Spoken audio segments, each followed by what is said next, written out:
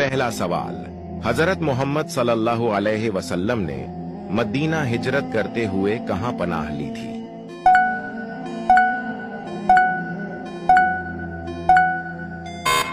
जवाब, गार सूर में। दूसरा सवाल, फतह मक्का के बाद हुजूर सल्लल्लाहु अलैहि वसल्लम कितने दिन मक्का मुकरमा में रहे?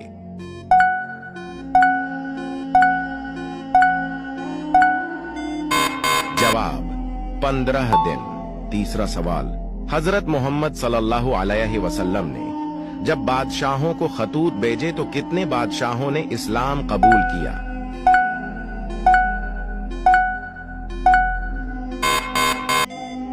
जवाब, 4 बादशाहों ने। हुजूर सल्लल्लाहु अलैहि वसल्लम की पैदाइश के कितने साल बाद अब्दुल मुत्तलिब की वफात हुई? इसका जवाब आप कमेंट में दो।